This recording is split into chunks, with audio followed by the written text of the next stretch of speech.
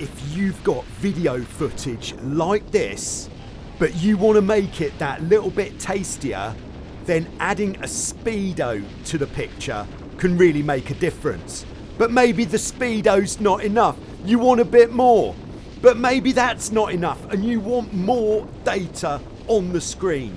Or perhaps you just want to fill the screen with as much data as you can get on there. Then yes, you have come to the right place.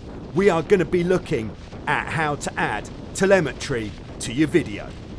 Now, before we start, there are a few prerequisites involved. You are going to need to have video footage which has got GPS data built into it. It's good to get into the habit whenever you're going to film with your GoPro is to switch the camera on first,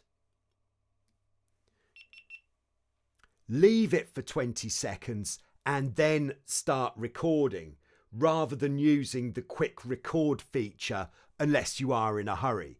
That way you can ensure that your GPS files are going to be true. Don't worry, most action cameras have got this feature built in, which is switched on by default, but do check that GPS is enabled if you're going out filming. Every GoPro since the Hero 5 has got the GPS feature, so you're in luck. The second thing is, if you've got an old video clip, as long as the clip is still intact, so you haven't cut it up, then yes, you can add the gauges. Alright, so let's take a look at how we can add these gauges. Yes, that's right, we're in the studio. So I'm just going to open up Telemetry Overlay. And it says load video/data files. So if you've been recording with a regular camera, you can just upload the video. This is the clip that we're going to do. Just depending on the speed of your system, this could take a few minutes.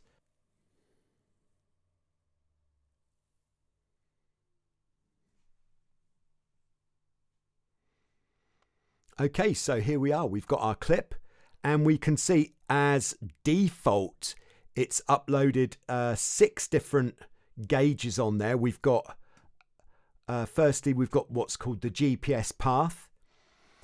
When we click on that element, we can see over on the right, it's got all the controls. So if we want to make it bigger, oh yeah, it'll just take a second to load the map there. So we can really see what's going on. But I don't think, for me, the GPS path on this occasion doesn't add much value to the video, and it just takes up valuable real estate on the screen. So we are going to get rid of it just by heading to the trash over here, and we're going to delete it, and it's gone. Then this one at the top is distance. So do we want to keep distance on this occasion?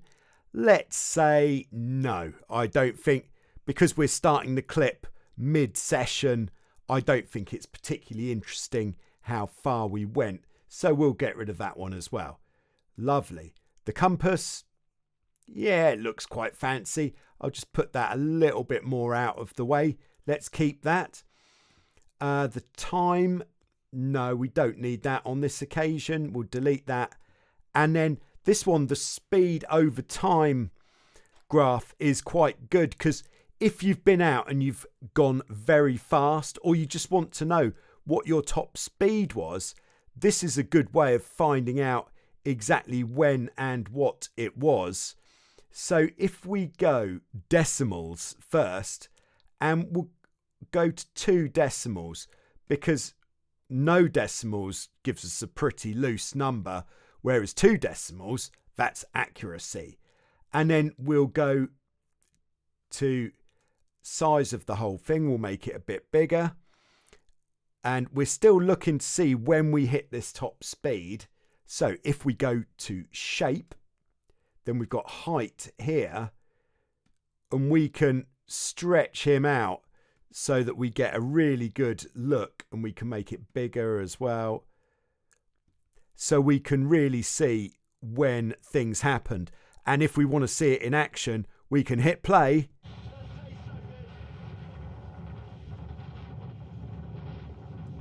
And we can just scrub forwards a bit. And I think that top speed is coming in here.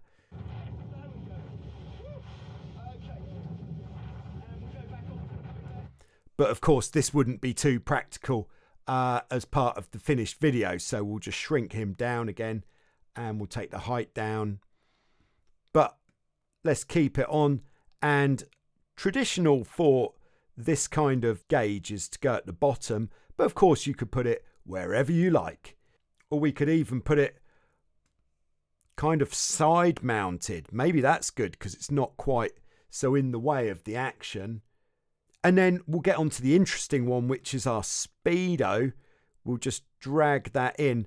These boxes here, these show what is the safe kind of range to put things in. So I generally put the numbers of the Speedo just inside this bigger box, and that means it will display cleanly on most things. And then again, we're going to go for 2 decimals there because otherwise, who knows what happened. And then labels, I prefer to go down to 4 rather than 6 because it looks a bit cluttered with 6 round here. These are the labels on the gauge there. We could make the whole thing a little bit bigger, and maybe we'll have the text a little bit bigger as well, just to really be able to see it. But if it's not so easy to read, go to shape and then background, and we can bring the background darker, making it much easier to read there. And so if we wanted more gauges, let's just see what we can find here. If we click here, it brings up, if we hit advanced, all sorts of things. Let's see if we can have coordinates. Oh yeah, that is pretty cool. All right, let's get rid of the compass and we'll keep the coordinates. I haven't had coordinates before, and let's see if that changes as we go. Nice, that is cooking. All right, so we're happy with that. Are we happy with that? Let's say that we are, because otherwise we could just tweak this all day long. So when we get to the export page, everything is already set up for us as standard. So we don't actually need to change any of the settings over here. We can just hit export and we are good to go. The only difference comes is if you've been using more than one camera on the same run on your boat and you want the telemetry to be over all of the different camera views, then what I find is much better is to go to format and then go to transparent video. And if we're doing it this way for multiple cameras, then we won't include the original audio and then we'll export that. Okay, so if you're just using a single camera, that's you done. Nice. But if we're using multiple cameras like I generally do, then we're going to need to go on to this next stage. So I'm in DaVinci Resolve, which is where I do my editing. And I've already lined up 2 cameras. I've got the bow cam and then I've got the head cam. So I'm going to take my rendered telemetry file, which is here,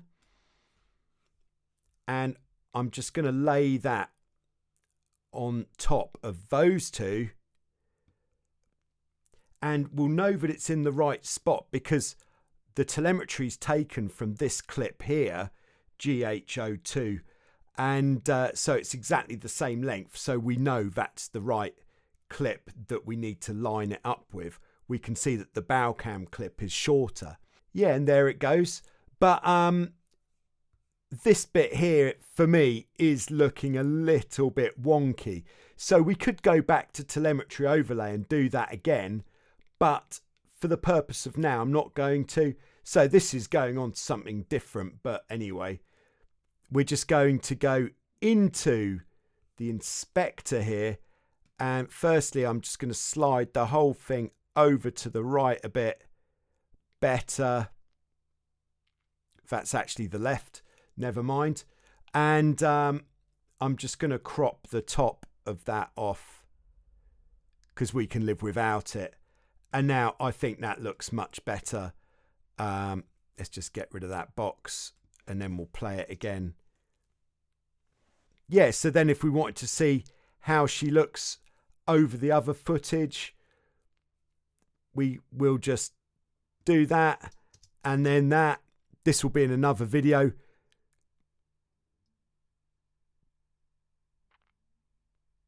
But there it is. That is how we do the multicam footage with the telemetry overlay. Very nice. So unfortunately, telemetry overlay isn't a free bit of software. You do have to pay for it. But if you use my code in the description below, you will get a discount and I'll get a little bit of commission as well. Thank you very much.